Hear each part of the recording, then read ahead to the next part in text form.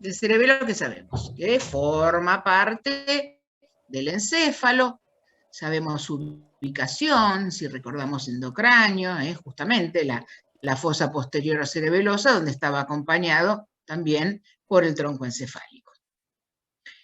Entonces, como dijimos recién, forma parte del encéfalo, obviamente ya todos sabemos que el encéfalo es sistema nervioso central. Allí lo vemos coloreado. Y aquí tenemos entonces la ubicación, como dijimos recién, está ubicado, acá la tenemos remarcada, con esta línea punteada, ocupa esta región posterior-inferior, la fosa posterior o cerebelosa. ¿Ven? Esta es la formita que va a tener el cerebelo, y aquí adelante se va a ubicar el tronco encefálico, justamente ahí estamos viendo el foramen magno, que sabemos que era atravesado por el bulbo raquídeo. ¿Sí? Ahí tenemos una muy bonita imagen, es lo mismo, ahí estamos viendo desde atrás esta fosa posterior. Miren qué bien se ve por delante ahí del cerebelo, miren, ahí que estamos viendo, vemos algo de cuarto ventrículo, ¿sí? ¿Ven ahí esa cavidad? Y aquí obviamente ya tenemos médula. Límite entre bulbo raquídeo y médula, ¿cuál era? Decusación piramidal. Perfecto, muy bien. La decusación piramidal. Bárbaro. Y esto que estoy viendo acá, que me está separando hemisferios cerebrales de cerebelo, ¿qué les parece que es? La tienda del cerebelo. Muy bien, la tienda del cerebelo. ¿Recuerdan ese tabique transversal? Bárbaro. ¿Y este qué lóbulo sería del hemisferio cerebral? Occipital. Occipital, obviamente. El cerebelo va a estar ubicado por debajo del lóbulo occipital. ¿Qué es lo que separa una de otra? Bárbaro. La tienda del cerebelo. ¿Y alguien me podría decir qué estoy señalando acá? El cuarto ventrículo. No, el cuarto ventrículo está acá. Sí. Ahí está el cuarto ventrículo. Acá. Vamos bien. Es algo donde hay varios senos. ¿Cómo se llamaba esto? La conjunción de los senos, ¿puede ser? Perfecto, la confluencia de los senos, lo que antiguamente se llamaba la prensa de Erófilo, la confluencia de los senos, bárbaro. Este que veo acá sería una partecita de qué seno. ¿Qué me dirían? El sagital superior. Perfecto, el sagital superior, bárbaro. Y estos dos que tengo hacia los lados, que era un seno par, ¿cuál sería? Que también desembocaban ahí en la confluencia. Lateral. No, el lateral no desemboca en la confluencia de los senos. Pero había uno. No, más fácil. Igual que los lóbulos. Occipital. Esos son los senos occipitales. ¿Recuerdan los que desembocaban? ¿Qué desembocaba en la confluencia de los senos? Sagital superior, recto, occipital. Bueno, el único que es par de esos es el occipital. Bueno, ahí están viendo. Esos son los dos senos occipitales, desembocando acá en la confluencia de los senos, y ahí vemos un poquitito del seno sagital superior. ¿Sí? Muy bien. Bueno, ubicación, como decíamos recién, ¿ven? Ahí vemos bien la ubicación, por debajo del cerebro, puntualmente, lóbulo occipital, y por detrás del tronco encefálico. Ya todos sabemos que entre el tronco encefálico, puntualmente entre la protuberancia y el bulbo, teníamos este espacio ya conocido por todos, que es el cuarto ventrículo. Perfecto. ¿Y cómo se conectaba el tronco encefálico con el cerebelo? ¿A través de qué? Pedúnculos cerebelosos. Muy bien, los pedúnculos cerebelosos, ¿que eran cuántos? 3. 3.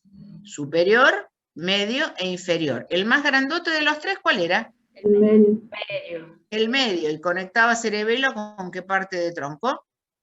Protuberancia. Con protuberancia, perfecto. Superior con mesencéfalo y el inferior con el bulbo. Muy bien, bárbaro. Ahí volvemos a ver la misma imagen, para que nos quede bien en claro dónde está ubicado. Pintadito de naranja, no nos puede quedar ninguna duda. Algo importante es cómo se divide, según, bueno, lo primero que se ha formado, esto no sé si ya lo vieron en embrio o lo van a ver, El cerebelo lo vamos a dividir en arquicerebelo, paliocerebelo y neocerebelo, que eso tiene importancia con las funciones del cerebelo. Lo que es arquicerebelo, lo más antiguo, va a ser la función más básica, neocerebelo, la función sí más puntual, más específica, ¿sí? Entonces, 3 divisiones, arquicerebelo, paliocerebelo y neocerebelo, que lo tenemos que saber por algo que vamos a ver en breve. Bueno, imágenes, ¿sí? Ustedes van a cursar una materia en algún momento de su carrera que es diagnóstico por imágenes, y para diagnóstico por imágenes tenemos que saber mucha anatomía. Por eso hay varios docentes de anatomía que se enamoran de anatomía y después cuando se gradúan de médicos siguen la carrera de diagnóstico por imágenes, porque al estar embebido en la materia, después el diagnóstico por imágenes resulta relativamente sencillo. Acá tienen entonces, ¿ven? Esta imagen que vemos aquí es esto que estamos viendo acá, ¿ven? Esto se ve, esto es una resonancia. Eso que ven ahí es el cerebelo, ahí estamos viendo el mesencéfalo, el tronco encefálico, es esto que estamos viendo acá. Y esta imagen clásica conocida que veíamos recién, bueno, ahí la tienen en una resonancia. Miren, si no tengo que saber anatomía para reconocer cada una de estas estructuras, y fíjense qué bien se ve, ¿eh? Fíjense los detalles, qué bien que se pueden apreciar acá. Así que si a alguno le gusta anatomía, capaz termina especialista en imágenes. Bueno, vamos a hablar de configuración externa del cerebelo. Vamos a tener la parte media, esta parte media se la conoce como vermis. ¿Vieron que vermis, qué significa? Gusano. Bueno, alguien dijo, esto parece un gusanito, y le pusieron el nombre de vermis. Y a cada lado, les puse acá, partes laterales, son los hemisferios cerebelosos. Así que tenemos la parte media, el vermis, y a cada lado los hemisferios cerebelosos. Vamos a tener 3 lóbulos, así como cuando hablamos de hemisferios cerebrales, justamente, lóbulo frontal, occipital, temporal. Bueno, el cerebelo también tiene lóbulos, pero nada que ver en los nombres, no se parecen en absoluto, son estos 3. Tenemos el lóbulo anterior, el lóbulo posterior y el lóbulo flóculo nodular.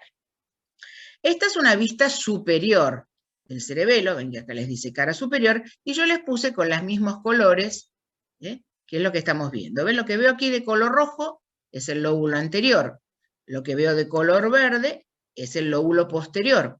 En esta vista superior no veo este tercer lóbulo, que es el más chiquito, el más antiguo, que es el flóculo nodular.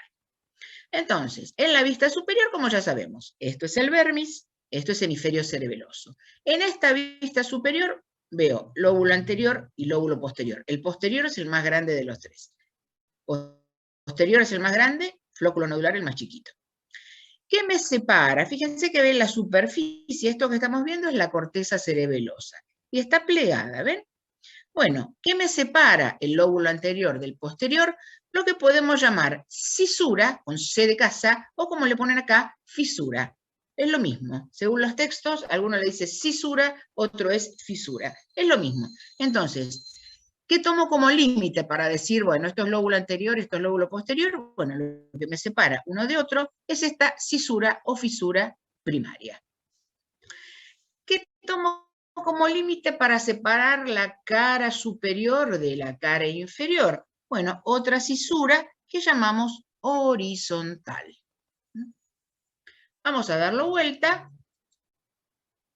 Y ahí estamos viendo una vista inferior, esa es la cara inferior. Y ahí podemos ver, otra vez en rojo, lo que queda del lóbulo anterior. Ahí vemos lo que hablábamos recién, los pedúnculos cerebelosos. El pequeño lóbulo flóculo nodular, fíjense que es chiquitito. Y en verde, como les dije, el más grande de los 3, que es el lóbulo posterior. Me quedaría saber entonces qué me separa. Ya dijimos que me separaba el lóbulo anterior del lóbulo posterior. Ahora me queda saber qué me separa el lóbulo posterior del pequeño flóculo nodular. Y es esta cisura que tenemos acá, que llamamos póstero o dorso lateral.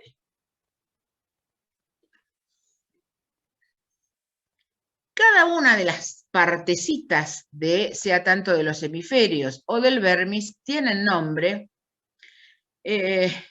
Para mi opinión particular lo complicaron demasiado con tanto nombrecito. Yo le voy a mencionar lo que a mí me parece más importante. Esto es un cortecito justo a nivel del vermis. Cuando se hace un cortecito a nivel del vermis, esta es la imagen que se ve. Y esto se lo conoce clásicamente como el árbol de la vida. ¿Ven que parece un arbolito ahí con un tronquito? Eso es un corte justo a nivel de la parte media del cerebelo a partir del vermis y se lo conoce como el árbol de la vida.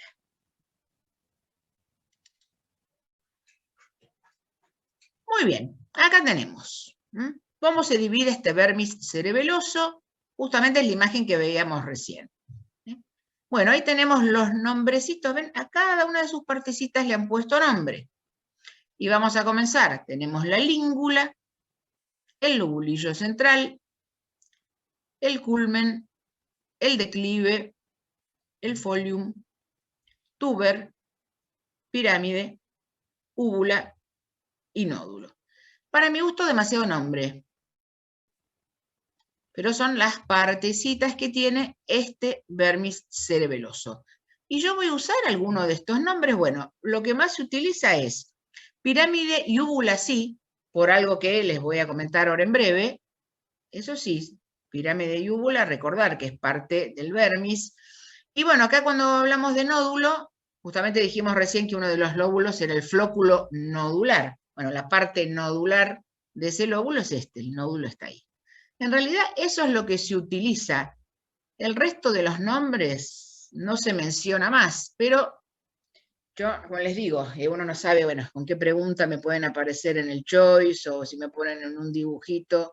En realidad esto no se nombra más. Nombramos ahora las partes y después eso ya no se nombra más. Así que bueno, eso es lo que tenemos. Entonces recuerden, ahora les voy a mostrar otra imagen, ¿sí? Las distintas partecitas del vermis. Fíjense que bien acá vemos el cuarto ventrículo, ¿ven? Atrás el cerebelo, adelante en este caso protuberancia, ahí vemos bien la ubicación del cuarto ventrículo. Vamos a ver esta imagen, una imagen que a mí me gusta mucho. Acá tenemos un cerebelo abierto, está completamente desplegado, está completo. Fíjense, de acá para arriba, de esta liñita amarilla hacia arriba, es cara superior, de aquí para abajo tengo cara inferior. O sea, en la misma imagen tengo todo el cerebelo. Lóbulo anterior, en rojo.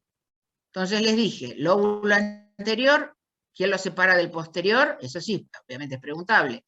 Bueno, la cisura o fisura primaria, ahí la tenemos. Eso me separa lóbulo anterior del lóbulo posterior. La cisura horizontal es la que me separa una cara de otra. La cara superior de la cara inferior. Es esta. Y la cisura que me separa el lóbulo posterior, que acá pueden ver todo entero, lo que ven de verde, que es lo más grande, que me separa el lóbulo posterior de este que es el flóculo nodular, la cisura posterolateral, o algunos la llaman dorsolateral. Profe, ¿qué corte es ese? No, no es ningún corte, está el cerebelo completamente abierto, esto no es ningún corte. El cerebelo, fíjate, tenés las dos caras en la misma imagen. Lo abrí por la mitad y lo veo enterito. Ah, sí. ¿Ves? Esto es cara superior. La misma imagen que yo les nombraba, les mostré antes. Bueno, acá es la misma, para que sepan, lo puedan entender enterito. Entonces, acá tenemos todo el vermis. Todo lo que yo les mostraba acá, como es por orden. Bueno, ahí lo tienen. Ven otra vez. Língula, lobulillo central, culmen, declive, folium, tuber, pirámide, úvula, nódulo. Esas son todas las partes del vermis. Y esos tienen su correlación en los lóbulos, en los hemisferios, ¿sí? En los hemisferios voy a tener su correlación. Por ejemplo, la língula no tiene ninguna, ven que no hay nada, no hay ninguna correlación. Bueno, a nivel del vermis es el lobulillo central. Pero si me voy hacia los lados, si me voy a los hemisferios, ese sector se va a llamar alas del lobulillo central. Acá tengo a nivel del vermis el culmen, Si me voy a cada lado, a las partes laterales, esto le digo lóbulo cuadrilátero anterior. Y así con todo. Pero estos no se usan nunca, estos nombres. Nunca les vamos a hablar lobulillo, semilunar, no los vamos a nombrar nunca. Se los pongo acá en la imagen porque esta imagen a mí me parece un poco más entendible. Bueno, a nivel de la línea media, esto le digo declive, pero si me voy para los hemisferios cerebelosos es el lóbulo cuadrilátero posterior. Pero después esto no se nombra más.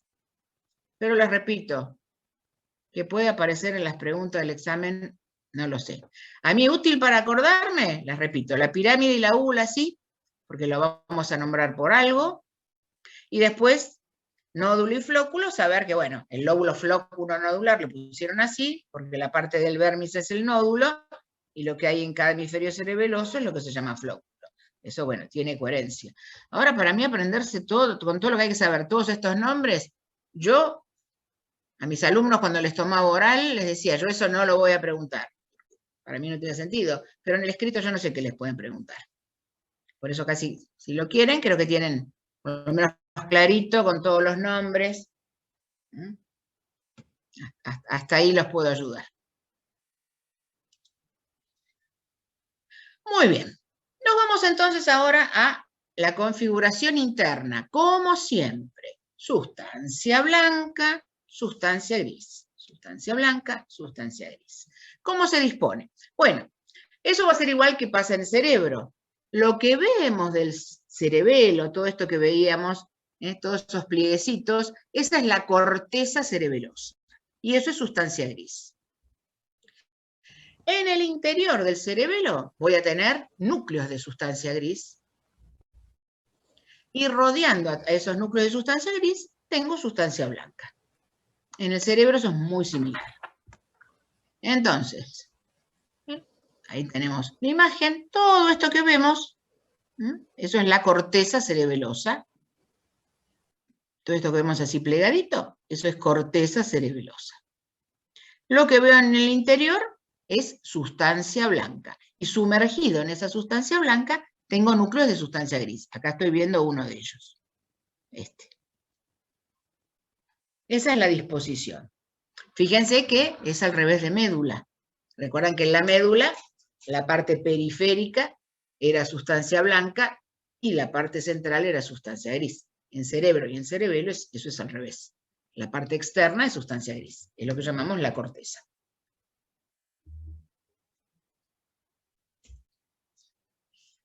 Ahí volvemos a ver, ¿ven? En esta imagen, todo esto que vemos así plegadito, esa es corteza cerebelosa, eso es sustancia gris.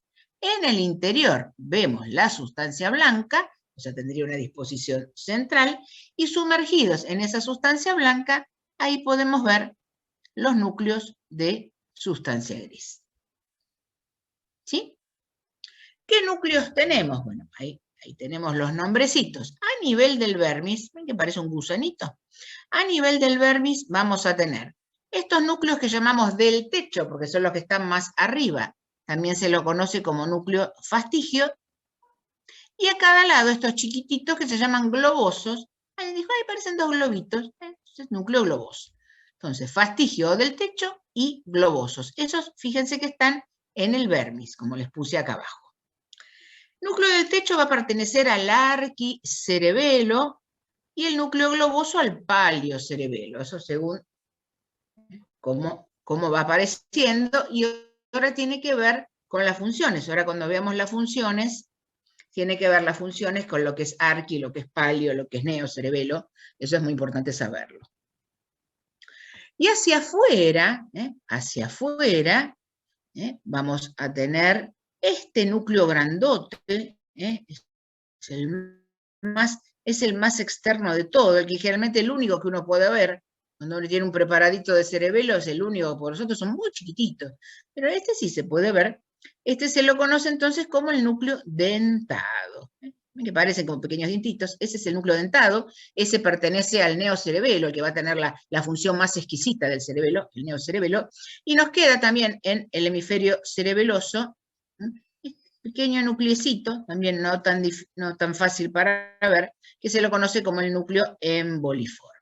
Este pertenece al paliocerebelo, igual que el globoso, y el núcleo dentado corresponde a neocerebelo. Esto sí es útil estudiarlo, porque tiene un porqué, y esto sí me parece preguntable. ¿Cuál de los siguientes núcleos del cerebelo pertenece al arquicerebelo o al palio, etcétera, etcétera?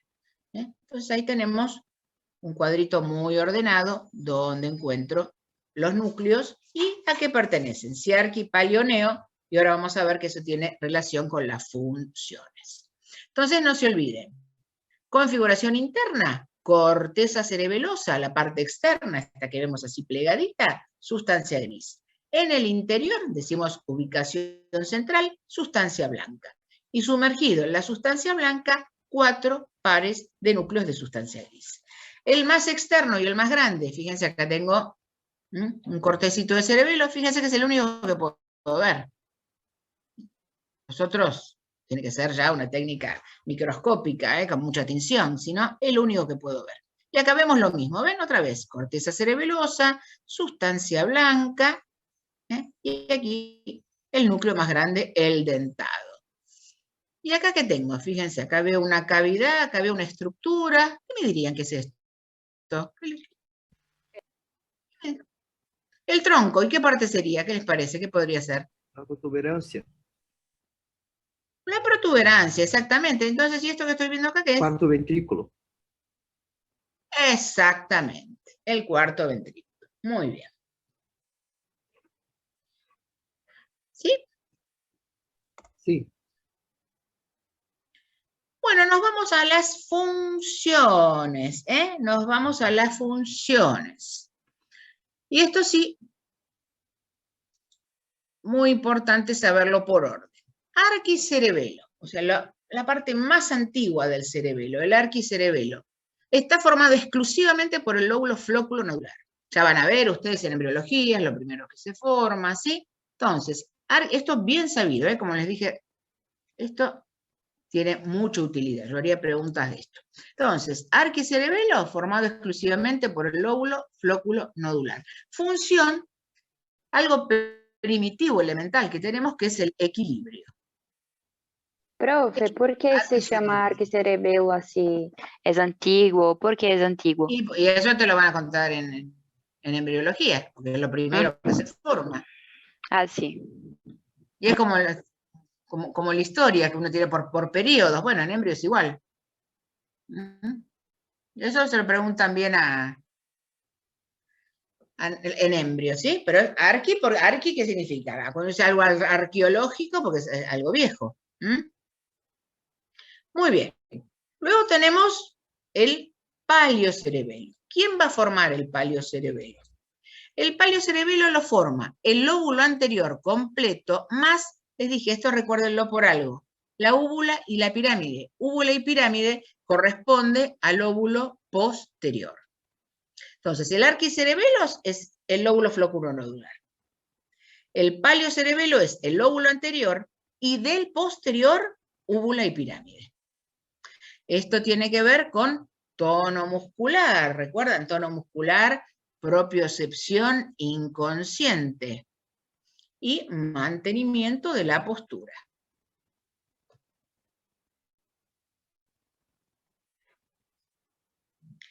¿Y qué me falta? Lo más nuevo, el neocerebelo. Y por descarte, ¿y quién me lo va a formar? ¿Qué me queda?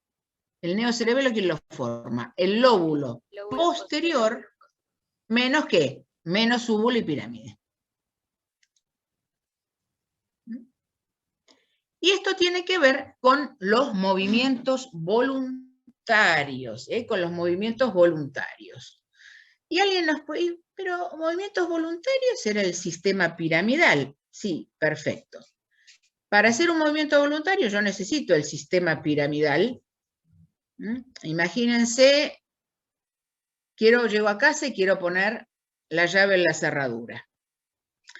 Yo necesito, para hacer el movimiento de agarrar la llave y todo, voy a utilizar una vía piramidal. Pero después necesito el cerebelo. ¿Por qué? Porque el cerebelo le va a dar precisión y justeza a ese movimiento. ¿No se imaginan lo complicado que es? Imagínense el tamaño que tiene una puerta y nosotros tenemos que poner la llave por un una pequeña hendidura. Y sin embargo llegamos y ponemos la llave de una. No estoy 15 minutos tratando de embocar la llave en la cerradura. Eso lo hago gracias al cerebelo. El movimiento en general es el sistema piramidal, pero esa precisión de que ese movimiento no sea ni de más ni de menos, sea perfecto y yo ponga la llave en la cerradura, para eso necesito el neocerebelo. Para ese movimiento sea preciso, exacto, perfecto. Este cuadrito bien sabido, ¿eh? Esto es muy útil entender esto.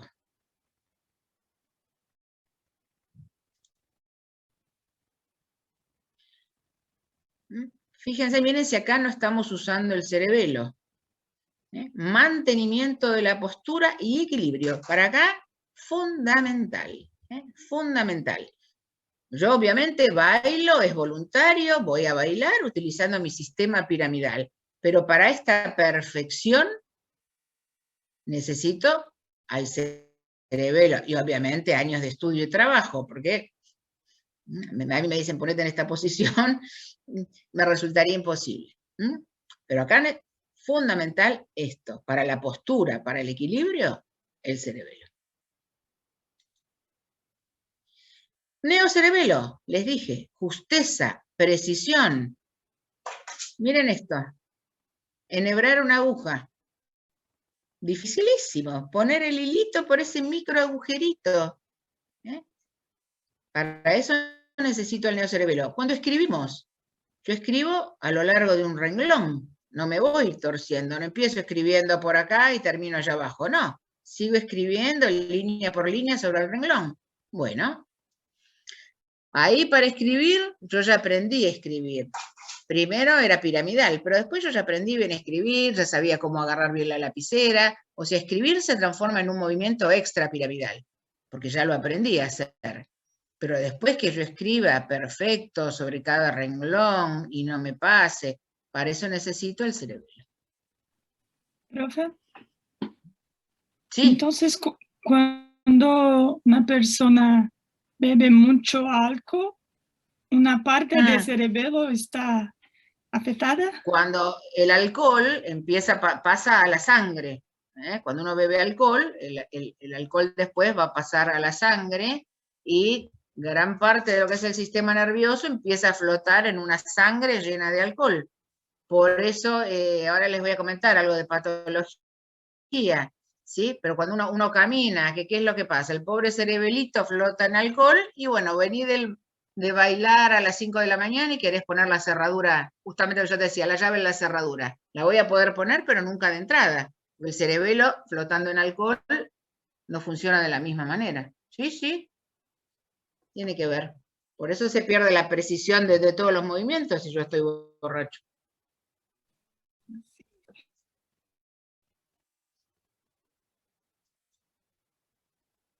Muy bien. Hablamos de las conexiones, ¿sí? Conexiones, eso ya lo mencionamos.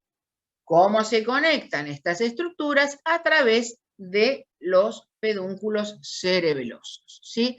Recuerden, los más grandes, ya sabemos, son los medios, y esto ya lo dijimos, Los superiores se conectan con el mesencéfalo, puntualmente con los pedúnculos cerebrales, que es donde va a pasar la información. Los cerebelosos medios, ya sabemos, con protuberancia, y los inferiores con el bulbo. Entonces, yo tengo que tener justamente una idea de las conexiones que tiene el cerebelo y con quién tiene esas conexiones. Todo esto termina después de cerrar el año que viene cuando cursen neurofisiología. Pero tenemos que saber un poco entonces cuáles son las vías aferentes y las vías eferentes del cerebelo. Entonces, vías aferentes son las vías que van a llegar al cerebelo. Vamos a tener, por un lado, las vías espinocerebelosas. ¿Recuerdan? Vimos médula, vimos los haces sensitivos de médula. Por cordón lateral de médula teníamos 2 haces espinocerebelosos que llevaban información propiocepción inconsciente. Bueno, acá tenemos, ¿ven? Las vías espinocerebelosas y información propioceptiva, íntimamente relacionado con ¿qué? Con el tono muscular.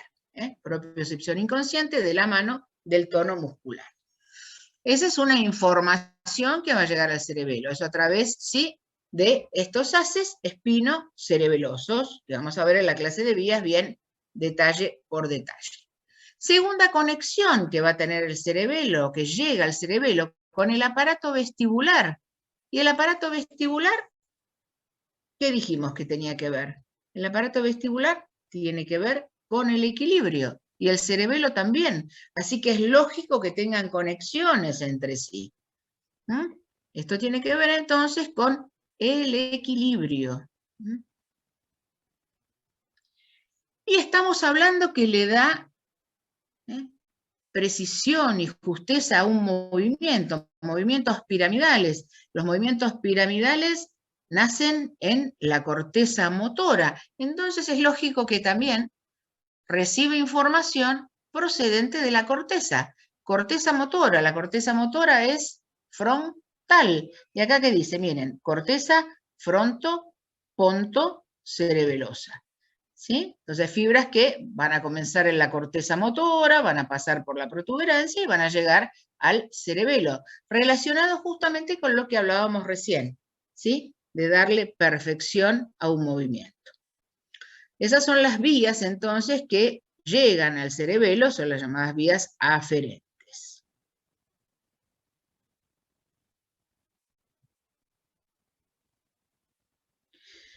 Y luego voy a tener vías eferentes, que son las vías, entonces, que salen del cerebelo.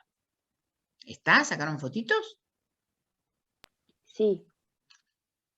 Las vías eferentes son las vías que salen del cerebelo y van a tener relación con ¿qué? Vamos a tener, justamente, recién hablamos, con los núcleos vestibulares. Núcleos vestibulares, hoy cuando vimos pares craneanos, en el cuadrito de los orígenes reales, aparecieron ahí estos núcleos vestibulares que lo vamos a ver bien en la clase de sentidos. Pero va a haber fibras entonces que va a conectar el cerebelo con estos núcleos vestibulares y eso van a corresponder a esta vía, que vamos a ver en la clase de vías extrapiramidales, constituye las vías vestíbulo-espinales, que tienen que ver justamente con esto, con la regulación del equilibrio y la postura.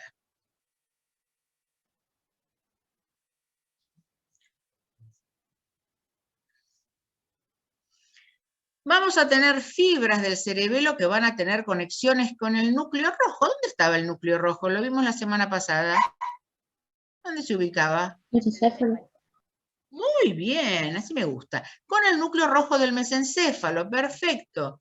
A través de una vía, que ya vamos a ver, que es la vía rubroespinal. Vamos a ver el haz rubroespinal.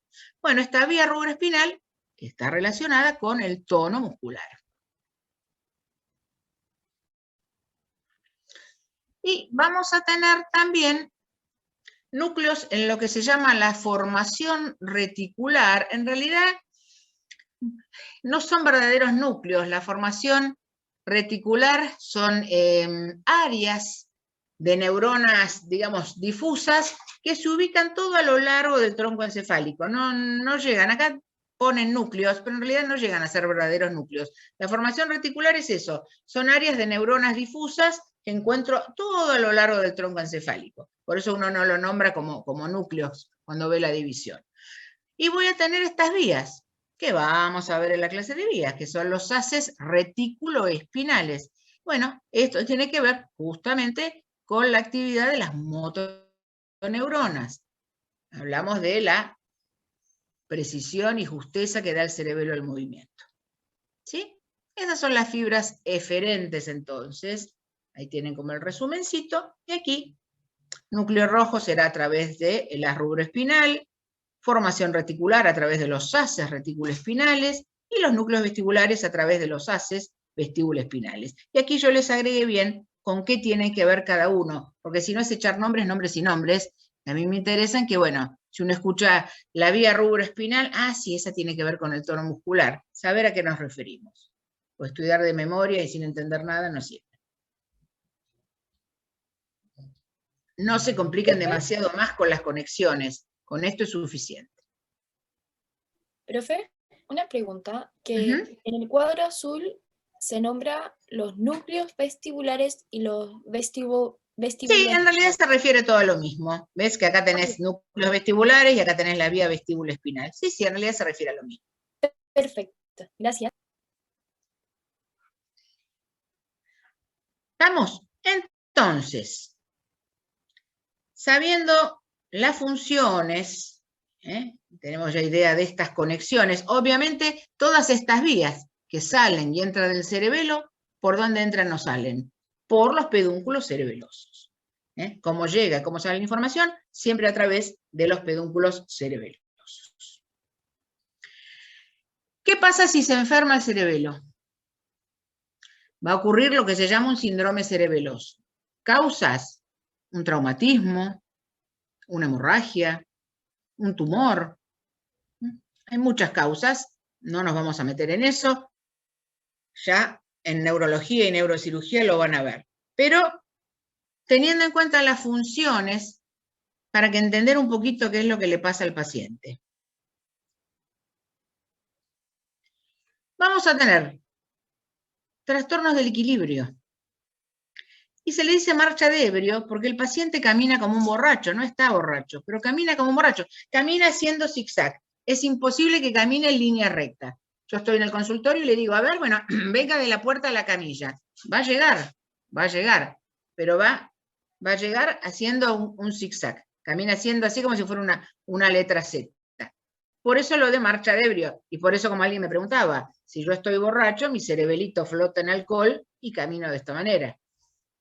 Acá obviamente no tiene que ver con el alcohol, aunque ya los grados, ya la gente ebria, pero en cantidades, puede tener un síndrome cerebeloso sin ningún problema. Pero acá hablamos de las otras causas, como yo les decía, tumores, traumatismos, hemorragias, que es lo más clásico. Entonces, función, arquicerebelo, equilibrio. Es lógico que el paciente tenga trastornos del equilibrio. Después, tono muscular. Bueno, hay una hipotonía muscular.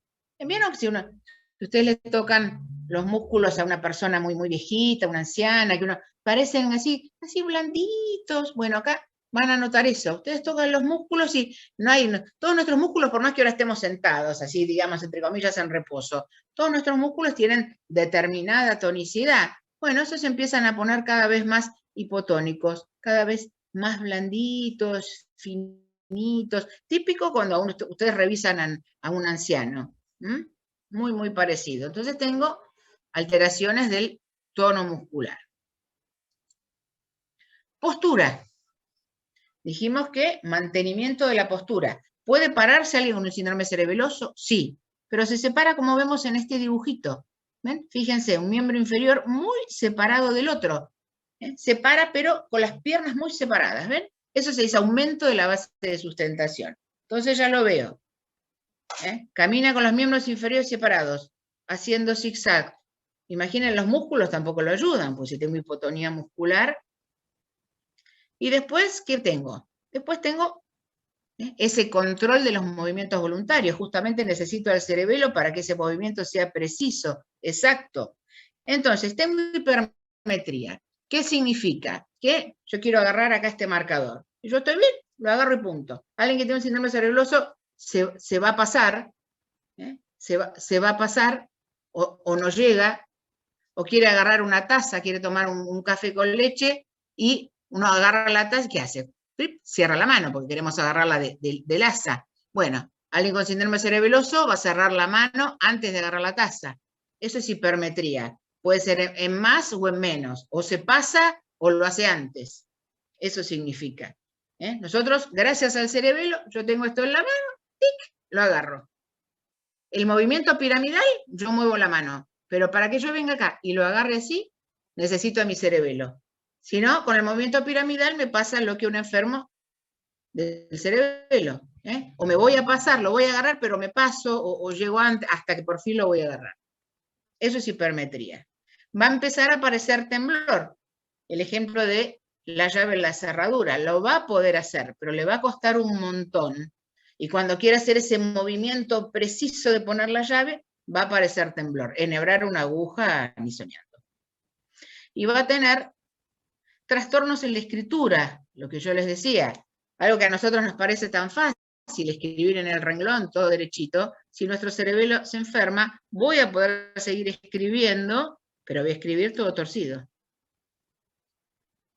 Esa es la importancia, ese es el concepto que a mí me gusta que a ustedes les quede de las cosas en neuro. Tener idea de la función, porque me repitan como loro, el lóbulo flóculo nodular, pero si no saben para qué sirve, después cuando llegan a las patologías no se entiende nada. No es cuestión de repetir como loro, al nódulo, tenía el núcleo. No, relacionen siempre todo con la función. Vimos núcleos de pares craneanos, bárbaro. Dijimos, bueno, el tercer par tenía el núcleo motor en mesencéfalo. ¿Pero para qué sirve el tercer par? ¿Qué es lo que inerva? Ese es el concepto que a ustedes les va a quedar.